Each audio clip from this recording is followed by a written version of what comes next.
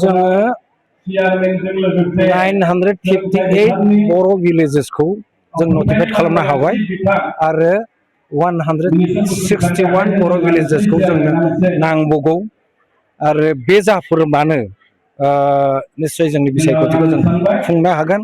बेजों लोगोसे साउथ कामरुप गवालपारानि जानाखि जेंना बे मोजां रोखोमै दाबो समाधान जायाखै आरो नैबे सनितपुर आरो बिश्वनाथनि जानाखि जोंनि गेजेराव सावरायबाय थादों खौसेथि बर' सनितपुर आरो बिश्वनाथ जिल्लानि जोंनि खौसेथि बर' सुबुं आफादा लोगोसे मिरु आफादजों जोंनि मिरु आफाद सेन्ट्रेल एबसुजों रायज्लायबाय थादों। आं सानो बेफोर गासिबो जोंनियाव बुजिलायनाय मोनसे गोरोबथायाव फैनो हाबाय। ओंखायनो जोंनि गेजेराव बेबायदि जेबो डिफारेन्स गैया। आं फैनाय दिनफोराव मोनसे सलिउसनसो ओंखारगोन सावरायलायनायनि गेजेरजों। जों आसा खालामो बियो मोजां रोखोमै सलिउसनखौ थाबैनो मोननो हागोन। बिथांमोननि डेभेलपखौ नायनो थाङोबा जिएनएमआव जोङो 9 सा होदोंमोन। बेनिनो सासेया हेल्थ कन्डिसननि थाखाय थांनांगौ जादों, कमप्लिट खालामनो हायाखै। 9 साया आसाम टाउन इउनिभारसिटिनिफ्राय बायजोआव बिथांमोना इन्टेनसिभ खालामनो खाबु मोनबाय। बिथांमोना खालामगासिनो दङ, खोब मोजां खालामदों बिथांमोना। बेजों लोगोसे जोंनो हटेल मेनेजमेन्टआव जायफ्रा दङ बिथांमोनाथ' गुजरात बबेबा गवा बबेबा कलकाता बेफोरनि दायित्वखौनो मोनबाय बिथांमोना। जबावनो बिथांमोना हाबनो हाबाय। बेजों लोगोसे जोंनि गोबां डिप्ल'मा कर्सआव थानाय जायनाखि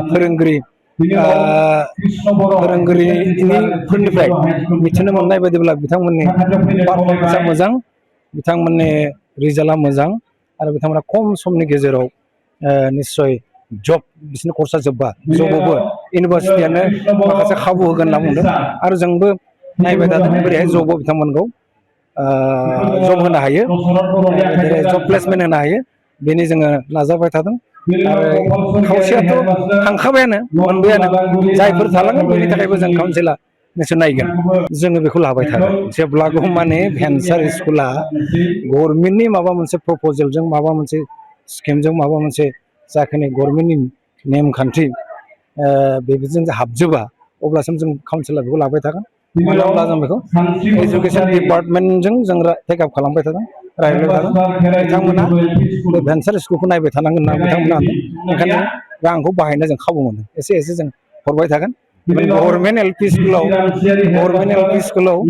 गोबां सरकारि सासे बबेबा सानैल' गुदि फरायसालि गोजौसिन फरायसालियाव मा होनो जोंनि बर' बिजों जथेस्थ' खम। बिथांमोन बेवहाय जोंनिफ्राय जोङो फोरोंगिरि थिसनदों सानै गोजोन। बिथांमोननो जोङो एसेबाबो रां बान्था बा